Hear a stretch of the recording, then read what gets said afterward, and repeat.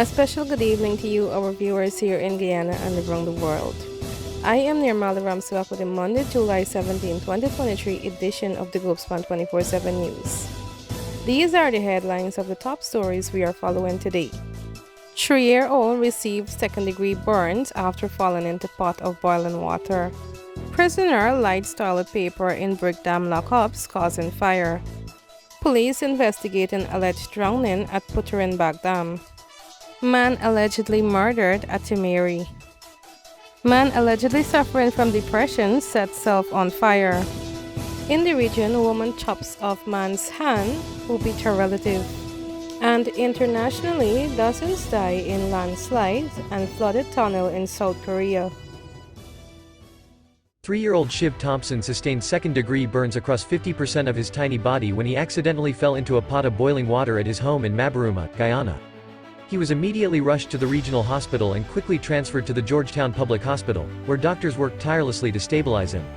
Shiv was scheduled to be transferred to the U.S. yesterday, July 16, but the medevac aircraft and crew were grounded in Guyana due to bad weather conditions. However, they were able to continue this life-saving mission early this morning, July 17, and are currently en route to the United States via jet rescue air ambulance. The Saving Hands Emergency Aid Organization undertook efforts to raise $60,000 needed for his treatment, but only a percentage of this has been raised. The organization said they were made aware of Shiv's case on July 13, and because of swift actions, they were able to coordinate his evacuation in 3 days. For persons who are willing to donate towards Shiv's treatment, the information can be found on the Saving Hands Emergency Aid Organization Facebook page.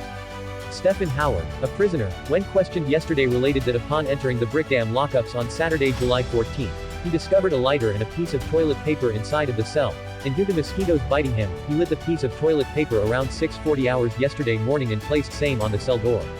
About 10 minutes later, he realized that the toilet paper had fallen on the mattress on the floor of the cell, and the mattress ignited into flames, which Howard successfully extinguished by throwing water from a plastic bottle he had. Police in a statement, said that Howard said that the police should do what they had to do since he had nothing more to say. According to the police, an entry was made in the station diary to this effect. It is also alleged that he refused to put his story in writing and also refused to go on a video interview. Police are investigating the suspected drowning of Jerome John, a 53-year-old minor, which occurred between Friday, July 15, 2023, and Sunday, July 16, at Puturinbag Dam, Middle Mazaruni River. Inquiries revealed that the now-deceased man was employed as a pitman by Sebastian Chase, a 30-year-old miner of Pomeroon, on his 4-inch land dredging operation. According to Chase, on Friday at about 18 hours, John left camp, heading to Topside, to see his girlfriend, identity unknown at this time. Thereafter, the victim did not return. However, yesterday at about 8 o'clock, a miner contacted Chase and told him that John was seen floating in an old mining pit in the back dam. The matter was reported to police, who promptly responded. Upon arrival at the scene, John's body was seen floating in an old mining pit, face up. The body bore no visible wound, and due to the state of decomposition, the rank was unable to determine if there were any marks of violence. The deceased's body was then fished out of the mining pit. Police are investigating a report of an alleged murder committed on Yoel Valenzuela, a 40-year-old laborer who resided at Timeri East Bank Demerara. The alleged murder was committed by 3 suspects at about 4:30 yesterday morning at the Sosdike Junction, Linden Highway. Investigations so far revealed that on July 15, at about 20 hours, Valenzuela, now deceased, along with his son John Valenzuela, age 17, his cousin Amaria Campo, age 34, and John Campo, age 21, all of Timeri, Public Road, went to Ragu Sports Bar at Sosdike where they were imbibing alcohol. One of the suspects, known to the witnesses, approached Valenzuela, now deceased, and started arguing with him. Valenzuela confronted the suspect, and an argument ensued between them. The victim then pushed and cuffed the suspect to his mouth. The suspect, in the company of other friends, confronted the victim and his relatives. Valenzuela and his relatives then ran out of the bar, followed by the suspects. Yoel Valenzuela ran south of Sosdike Public Road and turned up the Sosdike Linden Highway, followed by the suspects, while John Valenzuela, Amaria and John Campo ran further south along Sosdike Public Road, followed by friends of the prime suspect. A 32-year-old self-employed man of Kururu, Sosdike Linden Highway, claimed that around 5:30 hours yesterday morning, he went to urinate at the Sosdike Junction when he saw the lifeless body of Yoel Valenzuela and he reported same to the police.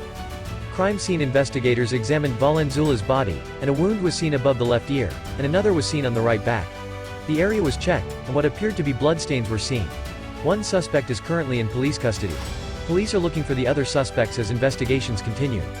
A man who has been identified as 38-year-old Terry Lalo has perished in a fire that destroyed his house at Walton Hall, Essequibo Coast, Region 2. According to reports, Lalo, who allegedly suffered from depression, set himself alight while in his house. As a result, the man lost his life, and his house was destroyed by the fire.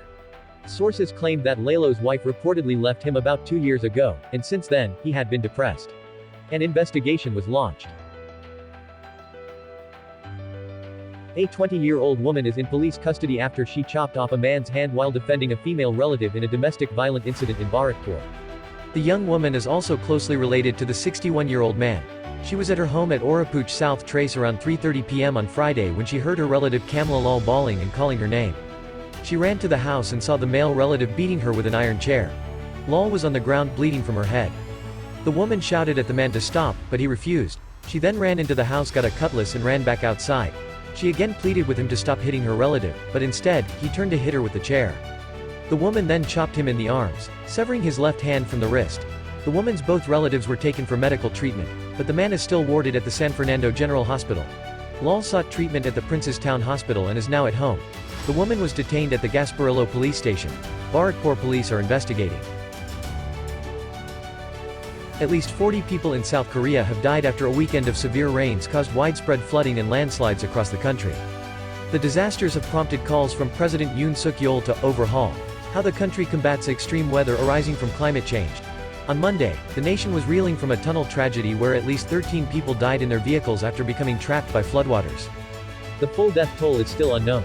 But on Monday, responders were still working to drain the 685 meters long, 2,247 feet tunnel in the central city of Cheongju, with divers deployed to retrieve victims.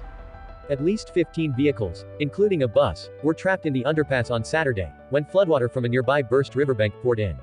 9 survivors have been found so far. Meanwhile, families of those missing have waited anxiously for information at a local hospital. Police said they will launch an investigation into the fatal flooding of the underpass. Elsewhere, at least 19 people died in the mountainous North Gyeongsang region in central South Korea after landslides swept away whole houses. Some 6,400 residents were evacuated early Saturday after the Gozan Dam in North Chungcheong began to overflow. A number of low-lying villages near the dam as well as many of the roads connecting them were submerged, leaving some residents trapped in their homes. Monsoon season's on record, with heavy downpours in the past week causing floods, landslides and power cuts across the country. More torrential rain is expected this week, with showers forecast to Wednesday.